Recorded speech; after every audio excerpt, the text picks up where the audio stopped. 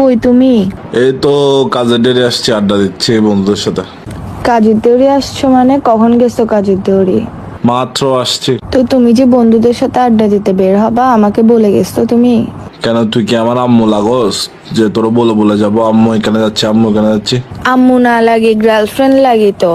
ফাইসলামো করতেছো মনে হয়। যখন প্রেম করতেছো, যখন পটাইতে চাচ্ছ, তখন তো বেবি ওখানে যাচ্ছি জান, ওখানে যাচ্ছি, এখানে যাচ্ছি, যাবো জিজ্ঞেস করে করে যাইতে জীবনে তো মনে হয় আম্মুর থেকে এত জিজ্ঞেস করে করে যাস না এখানে যাব ওখানে যাব কিনা। তখন পটানোর জন্য যে অবস্থা করছোস, এখন বলতেছো যে আমাকে আম্মু লাগে কিনা। ফাইসলামো করো তুমি আমার সাথে। তোরও বাজে, বাসা গিয়ে কল দেবো, এখন কথা বলতে পারবো না, বিজি আছি। আবার একেবারে মুকেশ আম্বানির সাথে মিটিং এ গেছো যে তুমি বিজি আছো, ফাইসলামো করার জায়গা পাচ্ছ না যে? না, কোথায় গিয়ে বসে আছো? ভিডিও কল দাও, ফাইসলামো কম করো। বুঝছো, আমি বুঝি না যে না বলে বলে এদিকে চলে যাচ্ছ ওদিকে চলে যাচ্ছ।